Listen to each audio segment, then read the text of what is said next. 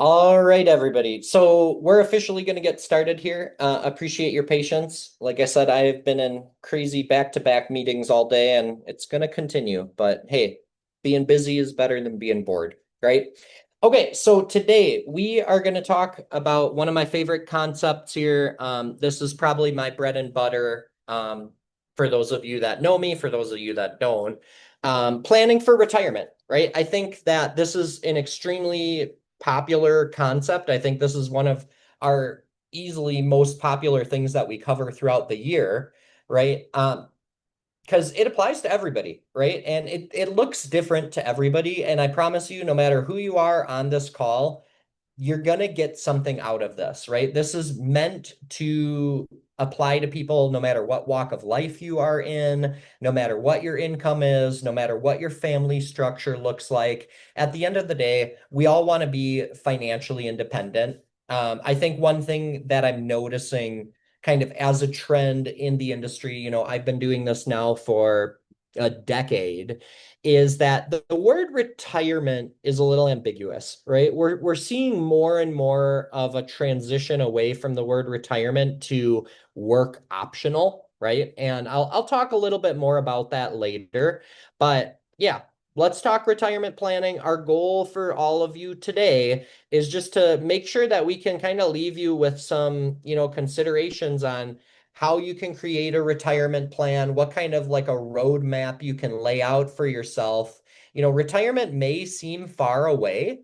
However, it comes quicker and quicker than you think, right? So I just want to make sure that everybody on this call can start to piece together, what that looks like for them and develop some kind of a mock plan.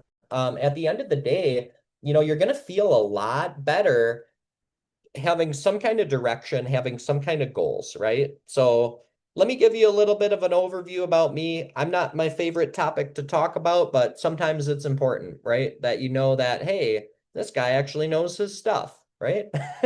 So my name is Lucas Amel. I've been doing these webinars now for the Advocate Hospital system, the Children's Hospital system, for 3.5 years. They really like me. They keep letting me come back, and people are leaving raving reviews. So I'm gonna keep doing them until you tell me to not. Just background, I went to Carroll University over in Waukesha, got a degree in finance and investing, passed a bunch of tests afterwards. Uh, Furthered my education by going to the American College of Financial Services and pursued it's like a master's level course and got those letters behind my name, RICP, or Retirement Income Certified Professional. So I have basically spent the last decade of my life cramming into my head as much as I can learn about retirement planning, investment analysis and selection, taxes and tax planning, estate planning. And truly, when you're looking at retirement, it's the perfect synergy and amalgam of all of those different things, right? Like, and that's why it's so complicated, is because retirement in general is a multifaceted experience, right? And it looks unique for everybody. So, I've spent thousands, tens of thousands of hours at this point in my life, I feel, learning about this, seeing different families go through things, seeing what goes right for people, what goes wrong for people. Ultimately, it's my goal and what gets me out of bed and why I do these webinars and how I want to save the world is to get as much information out there to you guys as possible so you can be proactive with your financial decision making, with your overall strategy for yourself and your family, right? Both during your lifetime and what it looks like when you pass away. Okay. That's all I want to say about that. So enough about who I am, right? Who I am not. I am not an accountant. I am not a CPA. I am not an attorney, nor am I giving anybody on this advice or on this call just specific advice to your situation. If you have specific tax advice, talk to your accountant. If you have specific legal advice, talk to your attorney. And if you have specific financial planning advice, talk to your financial planner. And if you don't have one, talk to me or talk to me anyway. So as we kind of start this discussion here on planning for retirement, I just want to point out that retirement planning, it goes hand in hand with your financial well-being, right? And this is the ongoing series that we do. I bring this up in every PowerPoint or every, webinar that we do because these things are so important. They're truly the cornerstone of your financial well-being, of your financial plan. So when we break down what financial well-being means, there is a very specific definition, and it's based on these four cornerstones, right? Number one, having control over our day-to-day or our month-to-month finances. This means having a budget and sticking to it. Okay. A lot of people, they see budgeting as having some kind of negative connotation around it, being restrictive. Budgeting is not a restrictive process. It is allowing you to live within your means. It is giving you control so that you can see what's coming in, what's going out, where it's going. This world is extremely predatory on your money. Everybody I meet with has subscriptions that they forgot about from freaking college that have been draining, $20, $30 a month out of their cash flow for the past 10, 12 years, right? Everything is set up as a subscription nowadays, so you forget about it when you don't use it anymore. Right. So having a good understanding and overview of your cash flow is paramount to financial well-being. I do an entire presentation on budgeting. It should be on our YouTube channel. I'm working on kind of building an archive of resources for you guys that you can kind of tap into. Having a budget, hugely important. There's a reason why that is the first cornerstone. Okay. Number two, having the capacity to absorb financial shock. What does this mean? Right? It's having an emergency fund. Okay. The statistics are out there, and a massive majority of people in the United States or just in the world do not have any kind of emergency fund established. I think the number is anything more than $500. Less than half of people have that.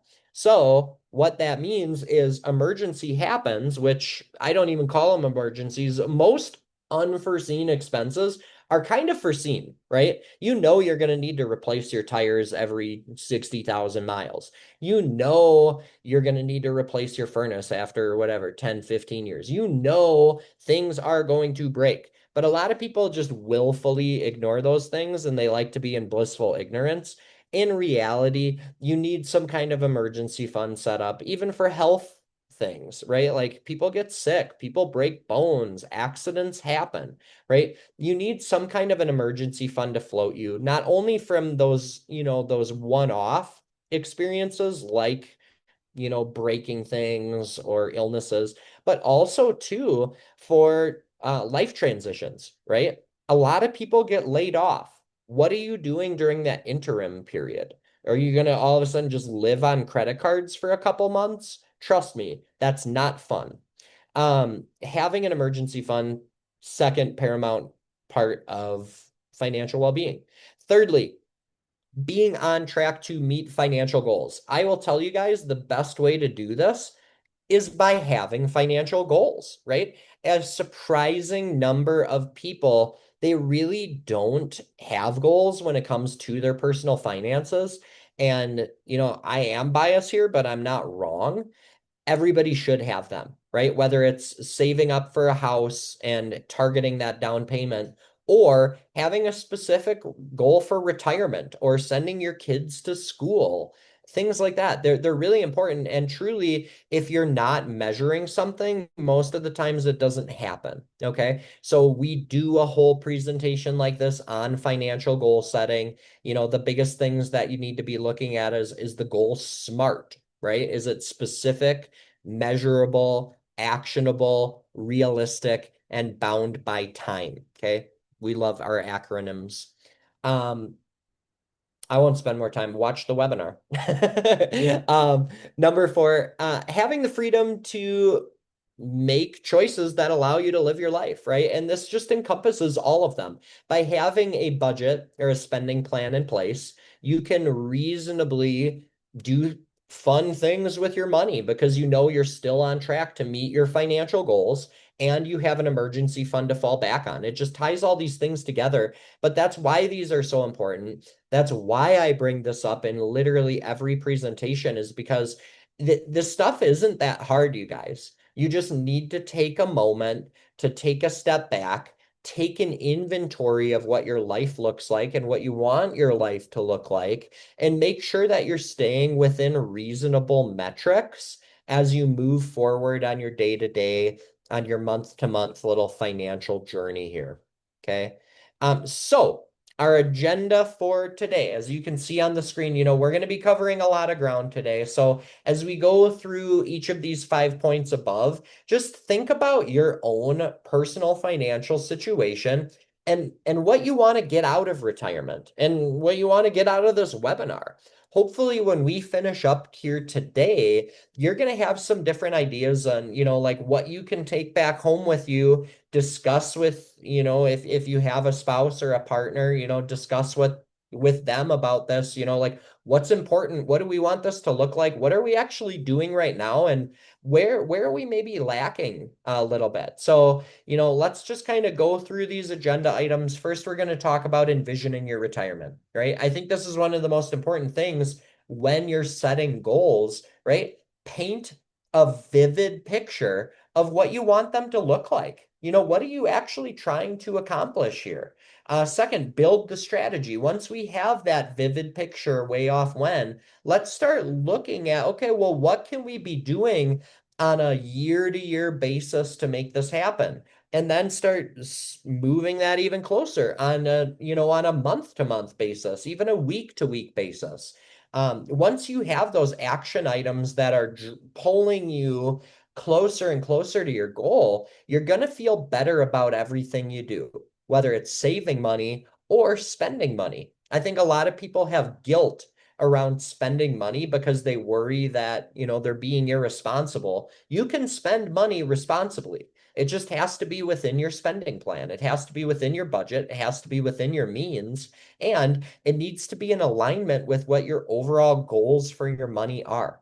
Okay. Third, we're going to talk a little bit about sources of retirement income, just how you can set yourself up today to make sure that you're living life in an optimal standpoint from a tax situation and a longevity standpoint. Fourth, we're going to talk about ways to build your retirement, your nest egg here. That's hugely important, right? Because at the end of the day, retirement is when you save enough money and you can create a paycheck that you're confident that you're not going to outlive, okay? To replace the one that you're used to. Because like right now, you're trading your time for a paycheck, right? The goal is to be able to have your savings replace that paycheck to give you back your time, okay? And then fifth here, different retirement risks I want to talk about. I do a whole presentation on retirement risks, so I won't spend crazy time on it, but we'll see if we get questions. We'll see if we have time to go into that. So, retirement is not what it used to be. People are living longer. A lot of people are working part-time into retirement. Many people, they're considering retirement as a next phase of life or like after full-time work. This looks different for every person, right? However, everyone's going to kind of have, different experiences during this period. So there's several things that, almost everybody does need to consider up front, no matter who you are, where you are, what you make, what your family looks like, what your goals are. First of all, and ask yourself these questions, write them down, journal about it, think about it for a little bit. What do you want your retirement to look like? Do you want to live where you live now? Do you want to be closer to family? Do you want to be further away from family? There's a lot of things that go into that, right? Do you want to live in a retirement community? Do you want to buy a ranch in the mountains? Do you want to move? Like there's a lot to think about. So ask yourself that and seriously ponder it, right? Second, do you have a target date for when you want to retire? And then if so, how many years do you have till then? And have you actually looked at what it looks like to turn your nest egg into a paycheck, right? Third, what sources of income will you have available to you? And are you going to be able to rely on during retirement years? Are you going to get a pension? Are you going to get, health insurance? Are you going to get Social Security? Is all your money in a Roth? Is all your money in a pre-tax account? There's a lot of things to think about, but you need to take inventory of those things, right? Like what will your sources of income be in retirement? And if you don't know, I would ask a retirement income certified professional. That's me. Um, so, all right. Also consider, people are living longer than ever. I think this is going to be a bigger and bigger topic in the retirement community and landscape over the next couple decades here because medicine's crazy. I mean, we can 3D print organs that work, and if we can't do it for all of them yet, we're getting there. Okay, so some retirements for people, they're gonna last 30 or more years, right? Your strategy needs to take into account your longevity, right? We are not planning for people to die at 85 anymore. I don't even think it's appropriate to plan for people dying at 90. I'm usually looking at 100, if not 105, especially if you're in your like 40s and 50s nowadays. I mean, just based on Moore's law and how technology keeps doubling, like medicine's going to be crazy in 30 years. I think it's not, if you can afford to stay alive, it's probably going to let you, right? So, another consideration right outside of longevity is, leaving behind a legacy, whether it's to a charitable organization, your church, or, like kids, grandkids, stuff like that. That needs to be baked in to your overall retirement plan, to your overall financial plan. Okay. So, we're going to kind of dive into some of those things. I think I actually precursored a little bit of these. I get excited and I'm bad to go off of, like PowerPoints. I just like to talk and yap. So um, let's start by thinking about some of these questions, right? So first of all, ask yourself, like, where are you going to live during retirement? I think a lot of people move.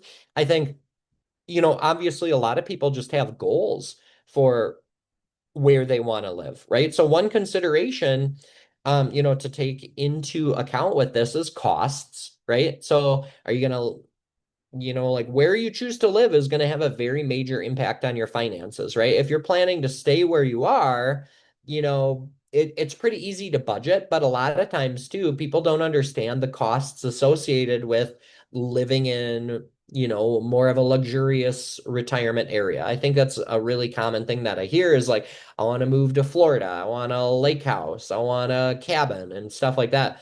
Well, one thing to take into consideration is that your budget today is going to look very different than your budget in retirement, right? And that's important to consider, right? So some people think about downsizing actually. So sometimes it's cheaper. Some people think about going to a warmer climate. Some people want to be closer to kids. Like these things are hugely important. But another thing to take into consideration with the moving part is a need for a support system. Okay, so family, friends, like, are you going to have that where you're going? Having support in a place, it can cut down on costs, but also too, there's this really big component, and I'm going to bring this up a couple times here during the PowerPoint, is there's a social side to retirement. And I think that's a very, very often overlooked. I feel very called to write a book about it. I will eventually. But it's not just, hey, I'm retired now. Woo. It's a very weird experience when you transition to retirement and all of a sudden you have an extra 50 hours in your week to be by yourself, right? And you need to reestablish what your routine looks like. You need to reestablish what your identity looks like. You need to reestablish how you socialize. A big part and benefit truly of working and your working years is a lot of jobs are very social. They force you to be interacting with people. They force you to leave your house. They force you to have difficult conversations or enjoyable conversations or conversations about absolutely nothing, right? And when you transition to retirement, sometimes that kind of goes away. Okay. So that kind of brings us into our next point, right? Is like, how are you going to spend your time in retirement? Okay. Your plans, they need to be flexible enough to adapt if things don't happen the way that you envisioned, right? Some people, I feel like, tend to imagine their retired selves from the standpoint of their current age, right? But your perceptions change as you get older, and your objectives and your life interests are going to change. Many retirees, I feel, they choose to volunteer in communities, engage in kind of social groups or group traveling around the world. Whatever your plan involves, be very specific about what your vision looks like. Obviously, keeping the financial component in mind, but also too remembering that social component. It's hugely important. Okay. I served on the board of directors for a nature center for 8 years, right? The majority of our volunteers were retired people just wanting to get out of the house, wanting something to do, wanting a little bit of purpose and feeling like you belonged and helping other people. The social component of retirement is extremely important and should not be overlooked. Okay. And then this third question, I know we don't have crystal balls. I know we don't want to think about our own mortality, but it is important. How long do you envision your retirement lasting? Okay.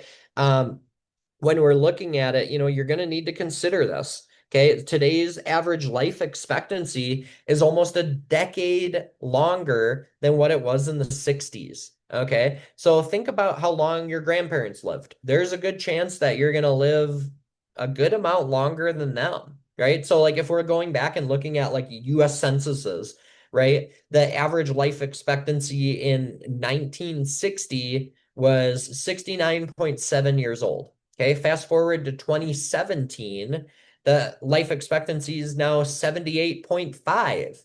Well, what do you think it's going to be in 2040? Right? It's going to be much longer, and it just keeps stretching out because, like I said, medicine is advancing continuously. A lot of things that used to be life-threatening for people, now it's a generic procedure or a drug that we can pop them on and push that life out. So it's important to think about it.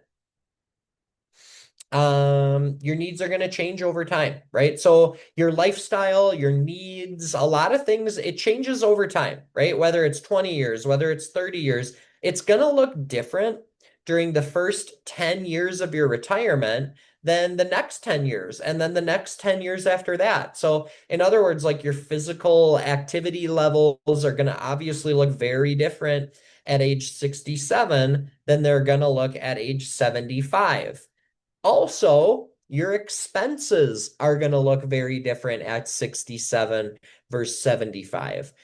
In the retirement world right now, we kind of talk about these three phases as your go-go years, your slow-go years, and your no-go years, right? Most people in those first 10 years of retirement, they try to cram in as much as they can, all the trips that they always wanted to do, all the traveling and seeing grandkids, bucket list checkbox items, right? And you should, right? Because guess what? You're probably not going to jump out of an airplane at 70. And if you do, I want to hang out with you. So, no, the last part of your retirement years, it's going to be most difficult for most people to envision.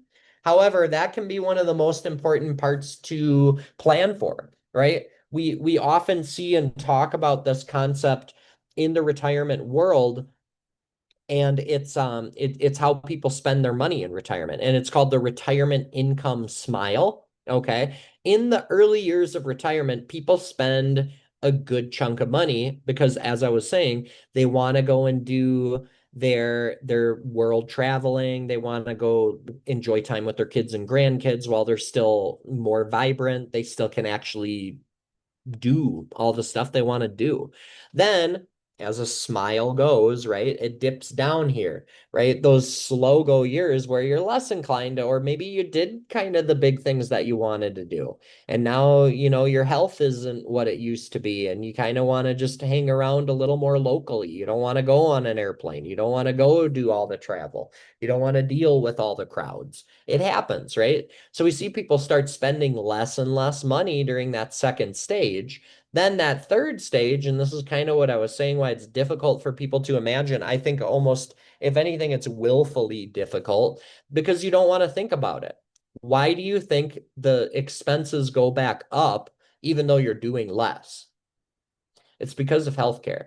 Okay. And those latter years, the end of people's retirement often gets very, very expensive because let's just be real, your body starts kind of working against you a little bit, right? That's where long-term care, nursing homes, big medical procedures, prescriptions, all that stuff starts to get more and more expensive. So we see the end of people's lives being one of the most important or expensive times of their lives. And there's a lot that you should be doing today to kind of plan for that, whether it's, long-term care insurance type stuff, or at least just building that into your overall financial plan that you are going to be spending more towards the end of your life.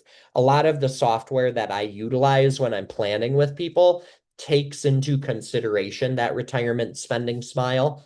And it's important that you do. Okay. So let's jump over, talk about kind of crafting our overall retirement strategy here.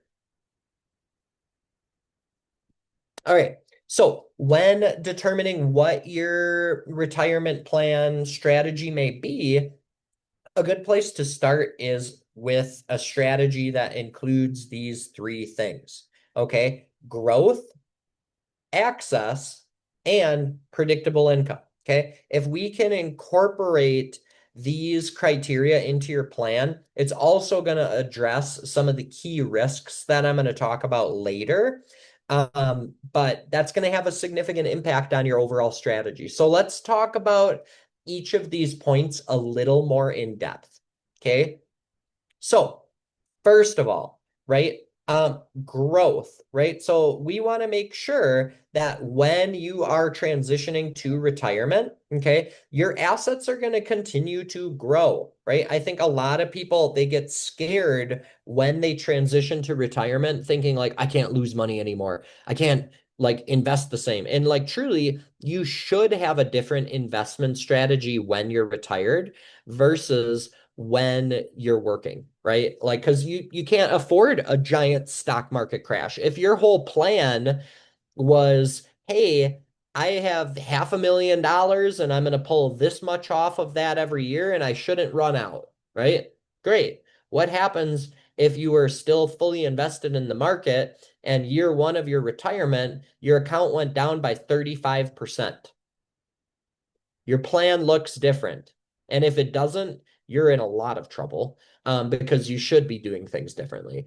Now, with the growth, we don't want you to ever leave the market, but you need a strategy on how you can process distributions responsibly, no matter what's happening in the market. You need your asset base to be correlated in different ways, right? You need stocks, you need bonds, you need different kinds of stocks, you need different kinds of bonds, and you need to know where to pull those things from when you need those retirement paychecks based on what's happening in the world.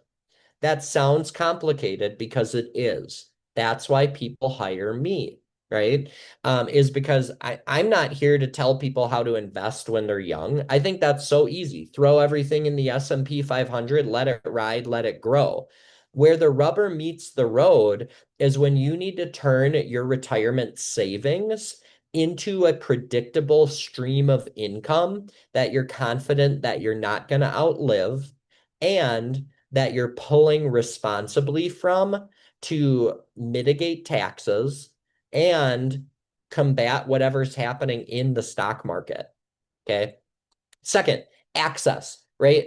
This portion, your retirement assets, you need them to be liquid, you need them to be available. And going back to what I said, like you need to know where to pull from and when during retirement. And a big part of having that as a strategy set up is doing planning 5 to 10 years ahead of time to make sure that you are diversified in your liquidity, that you are diversified in your taxes, and that you're diversified in the different macroeconomic holdings that you have. You want your retirement to be flexible, right? Because things happen unforeseen, right? I'm working with a couple clients right now that their plan was to retire 3 to 5 years from now. And they're not getting along with management at work. They're getting burnt out. Their company is downsizing and reshuffling, and now they're working 3 jobs for the pay of one. Those things happen all the time. Luckily, we had been working together for, quite a few years now, and they have the flexibility to be like, you know what? I'm done, right? Because they're already set up properly. Okay. And you need a bit of a runway to make sure that you are set up. Okay. The last point here, building a retirement strategy, is this predictable income, right? There's different sources of income that we're going to talk about later in the presentation, but it should be reliable in good markets and bad markets, right? Whether that's pensions, social securities, annuity payouts, or like I said, having a flexible distribution strategy through a diversified asset base and knowing what to pull from and when, so your money can last as long as possible. Okay. So here's just general budgetary guidelines, right? Like we talked about earlier, envisioning your retirement, right? Specifically, where you're going to live, how you're going to spend your time, how long retirement's going to last. Your retirement strategy needs to take into account the expected costs that you are going to incur during retirement. Obviously, it's kind of difficult to predict, how much things are going to cost several decades from now, but part of your retirement plan needs to have this estimated budget, right? When I'm working with people, my software is able to actually look at national averages for all these things and project them out, adjust them for inflation for you so you can actually see that this will work, right? You do not want to be planning for your retirement with today's numbers, especially if it's more than 20 years away. Inflation is a massive factor that needs to be considered when you're looking at these things. Okay, so here's just kind of an overview of how people can set up a retirement spending plan, right? I would really be careful not to downplay that certain expenses do have potential to absorb a lot of your income, right? So for example, consider even if your house is paid off, you're still going to have property taxes, you're still going to have insurance, there's still going to be home maintenance, right? According to statistics from the Bureau of Labor, right, average of 35% of a 65 or plus year old person's monthly budget is spent on housing or related expenses. And that's still like, even, hey, my mortgage is gone, right? Houses are expensive, stuff's expensive. It's expensive just to stay alive, right? So another consideration for retirement budget planning, right, is the risk of your retirement assets due to medical needs, right? I've already brought that up, but things that unfortunately leave you unable to manage your lifestyle without some kind of assistance, those costs alone can take up a massive portion of your retirement budget, right? And I already mentioned inflation, so we won't kind of talk about that. But this is just a general rule of thumb of like some numbers that people can look at on, okay, well, here's how much on average people are spending from their budget for these different kinds of things, right? So I promised we would talk about sources of retirement income, right? There's a variety of different sources that people rely on during retirement. So these different savings vehicles include things like 401ks, pensions, income from investments, annuities, social security, any kind of income from like real estate, rental properties, hobbies, stuff like that. Take an inventory of what your retirement income sources are between you and your spouse. you should have a thorough understanding of how those things work. Okay. So after you understand what they are, right, you take your inventory, organize them by whether the income is predictable, meaning that it's not tied to the market, or it's variable, meaning that it can change year over year, right? I would argue that money from a 401k or an IRA is variable, right? Technically, you're only supposed to kind of safely tap into about 4% of your nest egg on an annual basis. Well, if that nest egg is fluctuating a lot, right, that 4% can look very different year over year, right? So you take inventory and look at that. Is it predictable? Is it not predictable? Right? Going back to what I said, assuming that you're diversified and you have a good distribution plan in place, it can be more predictable based on what's happening in the market, but you need to plan for that. Okay. So take inventory of this, like kind of look at it, see what's going on.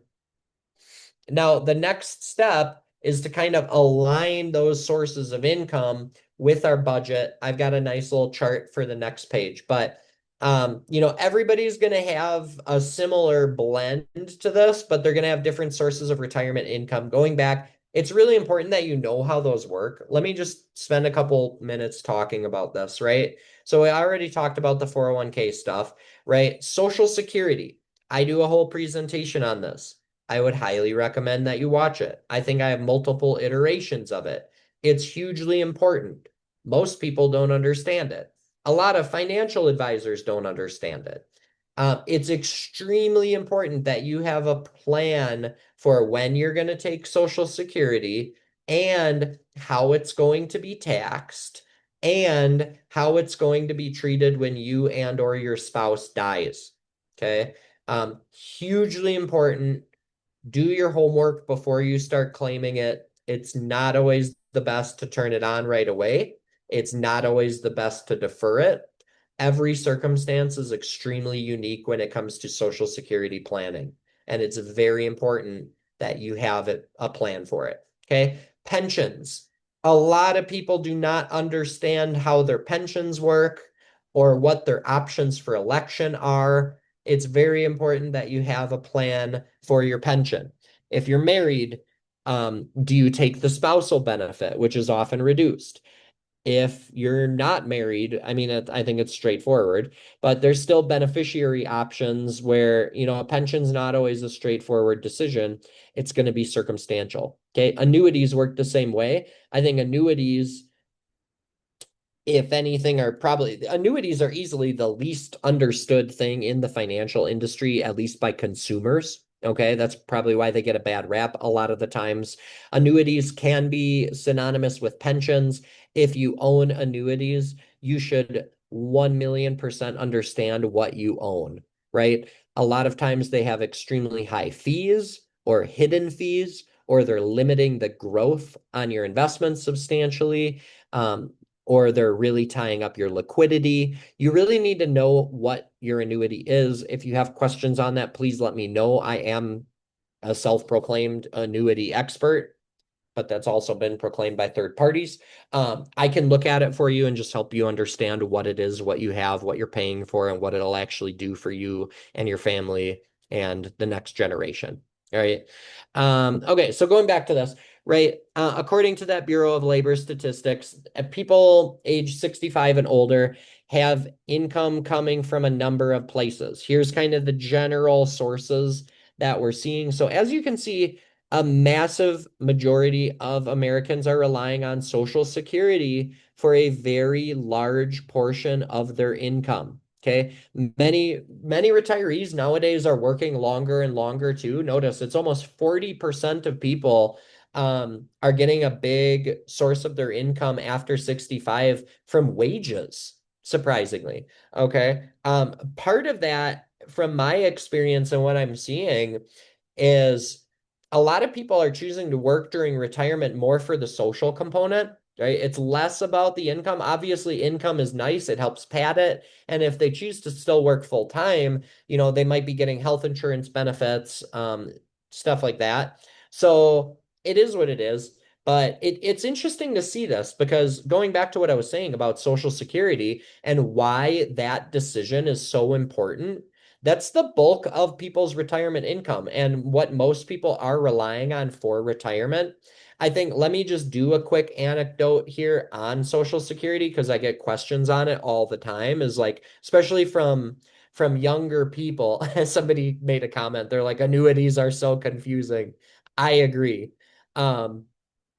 But yeah, so yeah, Social Security, it's just such an important decision that you're going to be making, not just for you, but for your spouse also. One of the biggest things that I look at, and that I've seen bite people a lot, and I hope it doesn't bite you, which it doesn't need to if you are proactive, right, is the instance of a surviving spouse. Okay. Social Security in and of itself is not taxable. All right. It becomes taxable when we have other income hitting our tax return. Okay. And what happens is when a married couple has Social Security, you get two, right? You each have your own. Okay. What happens when one of the spouses passes away is that we lose the lower of the two Social Securities. Okay. Statistically speaking, experientially speaking, um, I don't really see the budget going down, like the expenses going down of the surviving spouse by much. Maybe it's about a 10% decrease in spending when somebody passes away, but it's usually about the same outflow. Okay. And now, okay, so a couple things are happening all at once here, right? Is that we're losing the lower of the two Social Securities. Okay. And the survivor is getting shifted from a married filing jointly tax bracket to a single filing tax bracket. Okay. And their expenses aren't going down that much. So now all of a sudden they need to replace that Social Security income. What a lot of people do, and what's most common in terms of accumulation vehicles for people, are those pre-tax accounts. Okay. Now what we're seeing is that this sweet little widow, I'm not just assuming it's a girl, but usually women outlive men, right?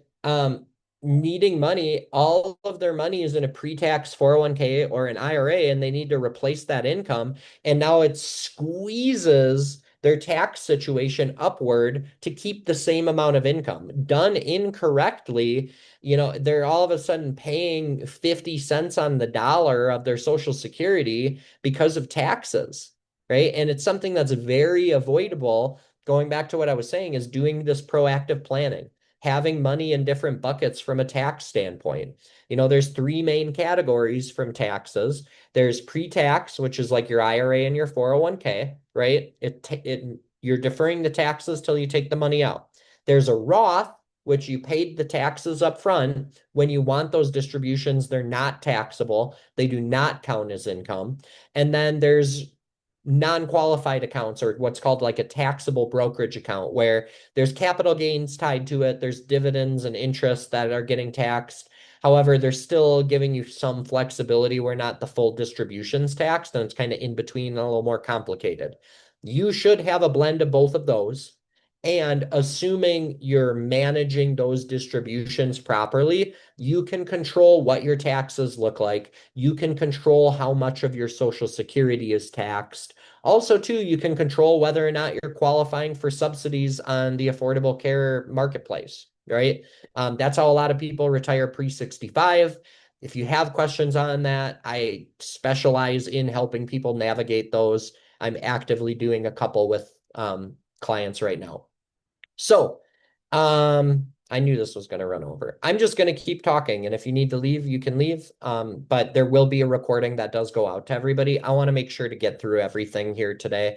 This is, like I said, probably the most valuable presentation that we do throughout the year, and I nerd the heck out on this one, candidly. So I'm going to keep going. Um, okay, so here's our four-box strategy, right? This is for kind of aligning income and needs in a more of a simple way that can help you identify like what your projected income looks like in retirement, what your projected expenses will look like in retirement. So let's start first with our necessary expenses, right? So that's our top right box here. Many of us have necessary expenses that are similar to the ones shown here, right? So most people would consider the expenses to be associated with housing, food, healthcare. Those are essential, right? Necessary expenditures. However, there might be some other expenses that people would think of as necessary. That's gonna be determined by your individual circumstances, right? And what's priority to you. But what I always deem as necessary, right, is keeping a roof over your head, food on the table, clothes on your back, and things that keep you breathing, right? So healthcare, right? So going to the left of that necessary expense box, we have predictable income. The best way to structure a retirement plan is knowing with certainty that your necessary expenses are covered by predictable and guaranteed sources of income. Now, I can't say the word guaranteed very often. I can when it comes to certain things, right? So we want those predictable sources of income to be covered and be Social Security, pension payouts, or guaranteed lifetime payout annuity contracts. This way, we know no matter what's happening in the stock market, which goes, wee, wee, wee, um, that the roof stays over our head, that we stay fed, we stay clothed, and we can at least afford to go to the doctor, right? Now, let's take a look at our discretionary expenses, okay? So this category, it varies widely on what kind of picture you painted for your envisioned retirement, right? Most generally, these things are going to just allow you to do the things you want to do. So traveling, hobbies, other activities, right? These things are going to be coming from income from our assets or our non-predictable sources of retirement income, as we said, right? So it's not that these things are that variable, but they're kind of meant to be variable.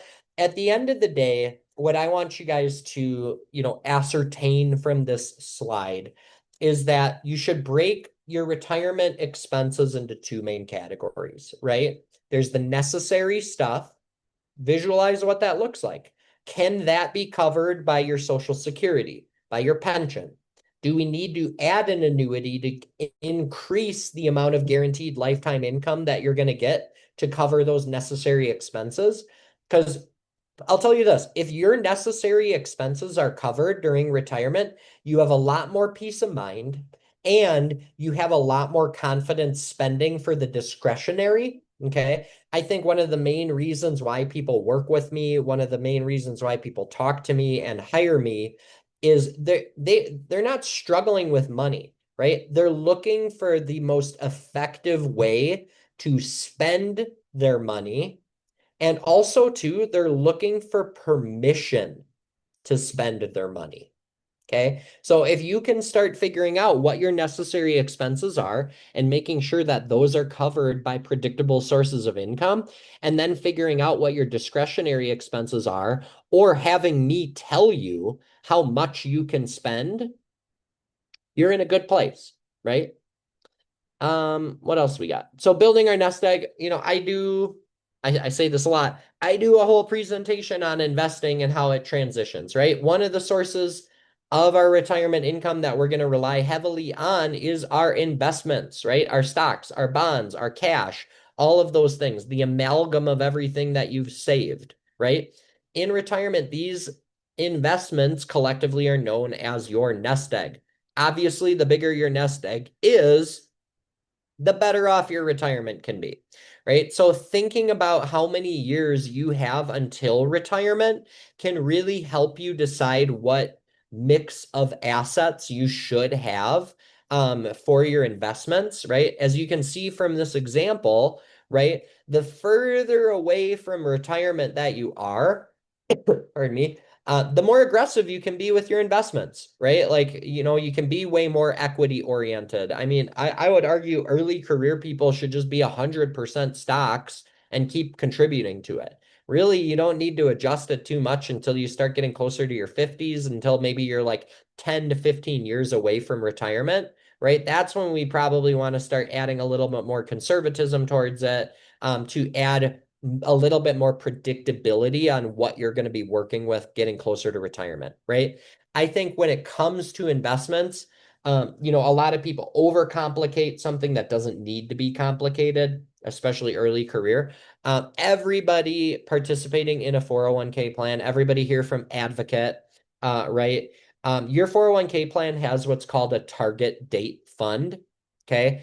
That's a really easy hands-off way to do retirement investment planning, I think, because the way that those work is they're taking into account the screen that we're looking at right now, right? And as you get further and further to the right, as you get closer and closer to retirement or your target date, they're automatically going to be adjusting this blend of stocks and bonds for you. Really, you just don't even need to think about it. You just keep contributing, you keep saving, they'll do it for you. Um, that's the pro of it, is it's a little more hands off. The con of it, obviously, is that first of all, you can't be tactical, right? Like if we see a big market event and there's a response that needs to happen to it, they're not going to do that, right? They're just basing it off your age.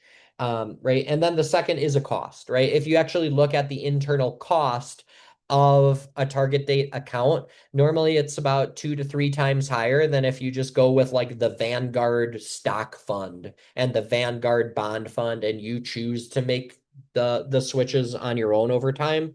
But I don't know. With investing, that cost is only going to be an issue if there's some kind of absence of value. Okay. And if you're getting value by being hands off, it's worth it. It's not some exorbitant cost that's going to ruin, make or break your retirement. Um, but it is, what it is. So, how big should our retirement nest egg be? This is one of the hardest questions to answer. During when I was kind of growing up, there were always these advertisements on TV that Fidelity would put out, like, what's your number, right? Like, what number do you need to get your nest egg to in order to retire? How much money you need is going to be dependent on your vision for retirement, right? Going back to what I said, do you imagine downsizing? Do you want to move to a different location? Are your living expenses going up or are they going down? Do you know what they are? Do you know what they are adjusted for inflation? Do you want to travel? What parts of your lifestyle are you going to keep, gut, add, whatever? We've heard a lot of things, on retirement advice on TV, on the internet, on podcasts, on social media. You can easily find some expert who's going to tell you need 8 times your income. Others will say 10. I've heard as much as 25. A good rule of thumb might be that you should have about 75% of your pre-retirement income to live off of, which normally comes out to having about 15 times what your salary is right now saved as an overall nest egg. I'll extrapolate on this in the next slide. But at the end of the day, I think too much of an emphasis is placed on the saving component, on the what's your number component.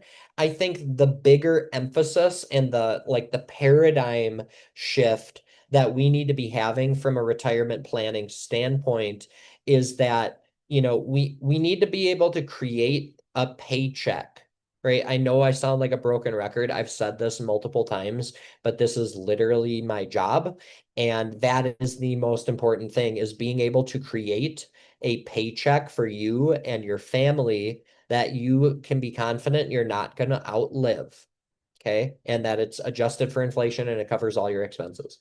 Right. So let's go to this 15 times number, right? Like your nest egg, obviously, it's not going to be a static number. It will, in all likelihood, continue to grow throughout retirement, assuming you're planning well. So, like, even if we're assuming a pretty stable 5% annual growth to your nest egg of 15 times your income, right? Which you can take income off of every year, that's going to equal about 75% of what we were talking about, like your actual income. So let's look at just a basic example, right? So say this person, they're earning $75,000 a year. Okay. If we look at 15 times that, that's $1,125,000 as a nest egg. Okay. And with an annual growth of about 5% on that nest egg, that's coming out to be about $56,000 a year, right? That $56,000 a year equals about 75% of their current income of $75,000. It's a really good track for you to be running on that you're not going to run out of money. Okay. So this formula, it really kind of works for everyone, no matter how much money you make or how old you are. Like 5% of the 15 times your income is usually always going to equal about 75% of what your current income is, right? So from a financial well-being perspective, right? A larger nest egg, it obviously can give you more freedom in retirement. That's going to allow you to live the life that you want.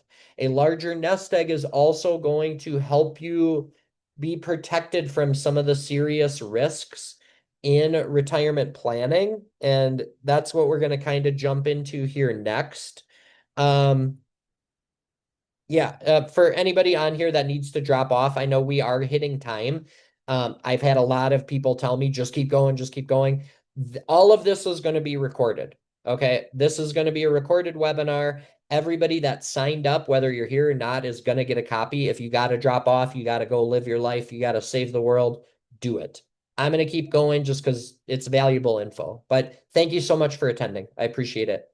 So let's go into retirement risks, right? Having the nest egg's good. Where can things go wrong, right? Is my PowerPoint working? Boom. Okay. Right. All right. Cool. So as I mentioned, as you're planning for your retirement future, right, there's some key financial challenges and key risks that you really want to be thinking about, you really want to be prepared for. Okay. So the main ones that I'm seeing right now, and candidly, they've been around for a while now, are longevity, inflation, healthcare costs, volatility, and excessive withdrawals. Okay, so let's kind of walk through each of these individually. Let me get a sip here. I am talking a lot. So longevity, right? Longevity risk. It is going to refer to life expectancy that just exceeds your retirement funding, right? If a retirement savings plan is designed to meet your average life expectancy, guess what? A lot of us are going to outlive our savings because we live too long, right? A lot of studies are out there that I'm going to switch to standing. I'm going to go crazy. Uh, a lot of studies are out there nowadays that, purport that more people in retirement nowadays are more concerned about outliving their money than they are dying. Okay, it's a real thing, and it's something that obviously it's very difficult to plan for because we don't have a crystal ball. And at the end of the day, everybody wants to squeeze out as much life out of their savings as humanly possible, right? Like you don't want to be so afraid to spend your money. Going back to what I said, people are asking me for permission to spend their money all the time, right? You don't want to give yourself such a meager distribution rate that you end up dying at 80 on a fat pot of money that you worked your whole life to save up for, right? I see that a lot, unfortunately, where people didn't get the satisfaction out of their money because they were afraid to spend it, right? That's why we got to go back to that 4 box strategy and just be like, well, hey, no matter what, you can stay in your home, continue to eat, get health care, and be clothed. You don't need to worry about that. Let's create a plan for the other stuff so we can do the stuff that we want to do, just doing it responsibly. So longevity, it's a huge risk. It requires planning. It requires a lot of sources of guaranteed lifetime income through Social Security, pension, annuities. That's where that stuff comes in, is you need some kind of plan for longevity. It is weirdly enough a risk to retirement. right? Inflation. I think this, we're all feeling the effects of this right now substantially, whether it's gas, whether it's the grocery store, whether it's freaking anything.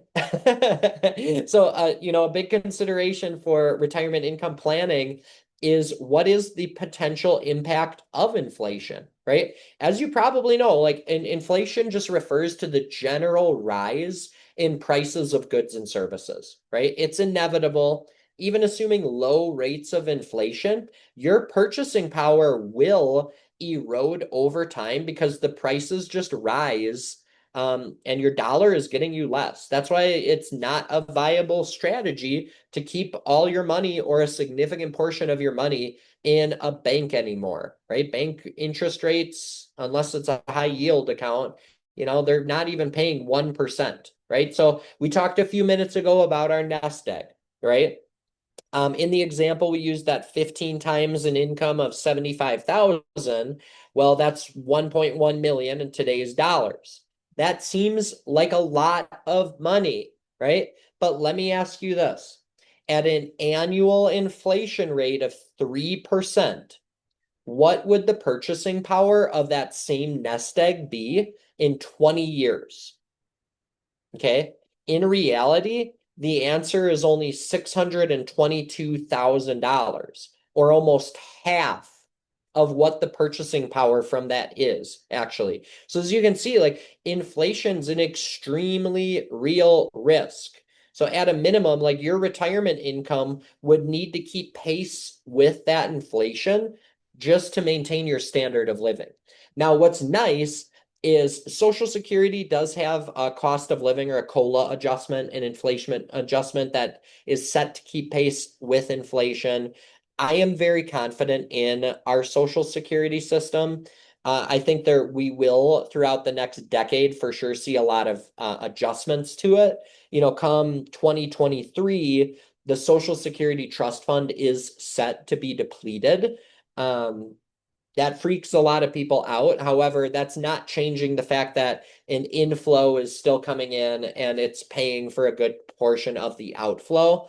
They're going to need to make a decision on it here soon. I think a lot of politicians are purposely avoiding it because it's such a hot button issue and they don't want to come across unpopular. But candidly, we're going to need to raise taxes or cut benefits. It's going to be one of the two, and both of them are not the most sexy thing to campaign on. But man, if I was president, fixing the Social Security system would actually be a great thing to campaign on, whatever. I don't know. As we said, 50% of people are dependent on it for their entire retirement. So it's not going to go away. We'll see what happens. Okay, healthcare, right? Unexpected healthcare costs in retirement are going to be one of your biggest risks, right? And that risk goes hand in hand with longevity and inflation, right? Because guess what? If you start living for 15 years in a nursing home, it's freaking expensive. I've seen millions of dollars of estates just dissolve because of long-term care, because of healthcare costs. It's scary. Nobody wants to think about it. The earlier you plan for it, the cheaper it is. Yeah, I think that's just where I want to leave that one. Like going back to this, like the annual cost right now of a home health care, and it's higher than this now because it goes up every year because of inflation, right? It's probably close to like 80 grand. And that's a year. Nursing homes are even more expensive. I've seen a lot of people going into nursing homes. Average cost is like 14 grand a month, between 9 and 14,000 a month for a nursing home. Like I said, if you're stuck in there for a while, it really adds up, right? Okay, so there's no doubt that asset allocation, like where you're putting your money, how you're investing your money, when you're working full time is important, but it has an extremely important impact on what it looks like during retirement, right? So first, let's consider market volatility, right? How your assets are going to be handled during retirement. If the market takes a severe downturn and you're retired, you don't have the same runway to recover from that downturn. And if all of your assets were depressed because of that downturn, it really is going to change your distribution strategy for, that bottom box in our little 4-box strategy there. You really don't want to touch money when it's down 20%, unless you have alternative sources. Then we want to tap into those. So the second big risk that we run into with asset allocation is that those investments are not growing enough during retirement to keep pace with our other risk of inflation, right? So many people get to retirement and they get scared because they don't want to lose money to the market, and then they're losing their purchasing power to inflation, right? There needs to be a balance between those two. You need to participate in the market, have a plan that combats the volatility of the market, and be combating inflation at the same time, right? That's why this stuff is hard. Okay, that's why people hire me. That's why people hire my peers, is because it's not just an investing game, right? There's all these different risks that you need to manage and the emotional component of managing these things. That's one of the biggest things. I saw so many people when March of 2020 hit and we had that massive COVID spike. People freaked the heck out. They went to all cash and they stayed in all cash because they thought the world was ending. And then they missed one of the biggest upturns after losing 20-30% of their portfolio. They missed like a 150% incline, right? So the emotional component that comes with your money, especially when you get to or near retirement, is extremely understated. I think I run into that with so many clients, is they don't give a hoot about their money, and then all of a sudden they retire and they start checking the account every day, right? And they start asking me like, what's happening in the market today? What's going on? What's going on? Like, oh, that's great, this thing happened. And I'm like, you didn't even get a new hobby. You're gonna burn yourself out, right? The emotional component of this is it's extremely important. And I find that my role often comes out to be a therapist on top of other things, right? So withdrawals, right? It's expected that you're going to take withdrawals from your portfolio to cover expenses during retirement. Now, of course, when you're withdrawing from your nest egg, you're going to have less money that's going to provide a future return, right? This problem, it's going to be compounded even further if you are making excessive withdrawals due to unexpected emergencies, financial need, or just carelessness, right? Like if you don't go into retirement with a plan to spend responsibly, it's very easy to overspend, right? Whether it's by need or by choice, right? And so this can make things even worse if we're extrapolating that excessive spending on a completely equity-based account or a non-diversified investment portfolio during a period of negative returns, right? Withdrawing from money from your nest egg during a down market can have a significant adverse effect on the future value of that account and the future satisfaction and longevity of your overall retirement plan. Okay. Your rate of withdrawal is ultimately going to impact the amount of income that you're going to have both today in retirement and later in retirement. It's also going to have a significant impact on the legacy that you're going to be able to leave behind to your family or to organizations that you support. Okay. So it's important that you have a responsible distribution plan in place that's going to take into account market volatility and taxes and inflation and your longevity. This is why, you guys, this stuff is not simple. This is why you need to consult with a professional when you are nearing retirement, because it is not a straightforward thing. Okay.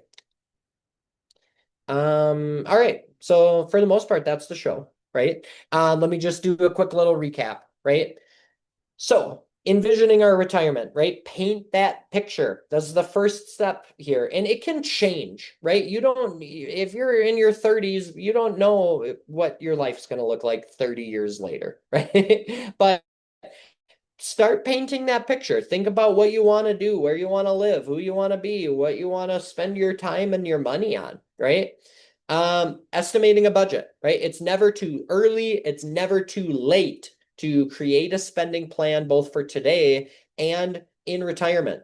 Think about, you painted that picture. What do you think it's actually going to cost? I mean, the internet's amazing. You can find out what it's going to cost pretty easily. Just Google it or, use AI to ask, like, hey, I was thinking about living in this retirement community in Florida.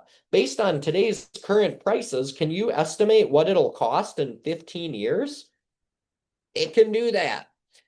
Figure out what those costs are going to look like, right? Thirdly, secure sources of retirement income. Like I said, you need an inventory of it. What are you going to be working with to create those retirement paychecks to make that transition to work optional or, financially independent?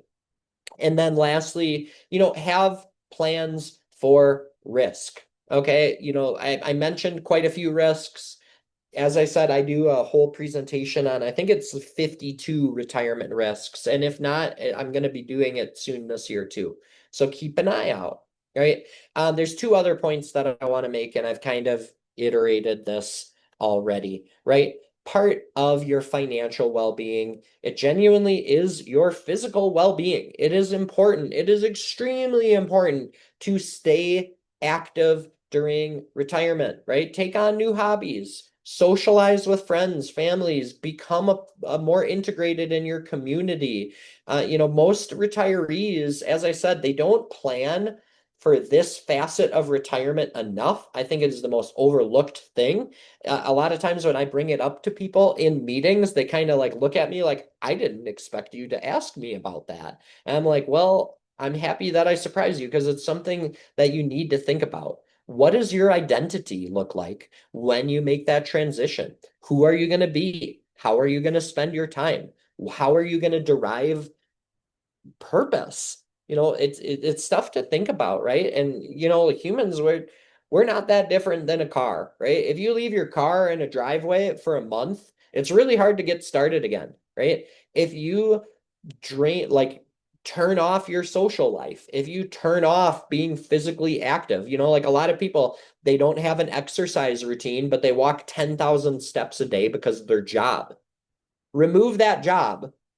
Are you still walking 10,000 steps a day? Guess what? A lot of people's health drastically declines immediately upon entering retirement because of how different their life looks like. Statistics are out there and it's an uncomfortable truth and one that we often don't talk about or think about, but a lot of people, when they retire, they get severely depressed. They turn to drugs and alcohol. Because their identity's gone, their physical is gone. A lot of like dopamine hits that they were getting by existing in the workforce are all of a sudden gone. And it's unfortunate, but people turn to other stuff to stimulate that receptor, simulate that pleasure, right? Um, One last thing too is leaving a legacy, right? The last whole PowerPoint that we did was literally on estate planning. That's on our YouTube channel. You can go look at it or ask me for a copy of the recording. Leaving a legacy, it's a huge part of it. I think it's more important for some people. It's less important for others. Some people, candidly, they can't afford to leave a legacy after they've done proper planning. Okay. But it's really important to a lot of people, and sometimes they can feel a lot better about their retirement and the lifestyle that they chose and the plan that they picked, knowing that they can leave some of those things behind to family to help move that along, or to charitable organizations that they really believe in, churches, whatever it is. A one growing popularity item when it comes to leaving a legacy that I've been seeing lately is wanting to actually enjoy the money that you have earmarked for your children while you're still alive, right? And that's a very viable strategy, right? Like, hey, I've got $1 million. I'm probably not going to spend all this. I want to enjoy it with my kids while they're still alive, not just leave them a fat lump sum of money when I die, right? So I'm seeing a lot more people doing stuff like that through gifting strategies, which there's a lot of tax benefits to that, both for you and for them, but also too just like taking family trips and stuff like that, and you cover the tab, right? Versus like, and you could tell them like, hey, this is your inheritance. I kind of want to be here for it, right? There's a lot of cool strategies out there for leaving a legacy. If you have questions, chat with me. That's it. That's the show. I really appreciate all of you attending, being here. Please let me know if you have questions. I am available to you. I am a resource. Candidly, like I am not an employee of Advocate. I'm not an employee of Children's. They allow me to do these webinars as a resource to you guys. And that's what I want to be. Take advantage of me. It does not cost you anything to set up a meeting if you want to chat about budgeting, if you want to chat about your estate plan, if you want me to review how your 401k is set up, if you need help creating those SMART goals that we talked about for whatever it is, for a retirement plan like we just talked about for the past 76 minutes, or saving for college for your kids.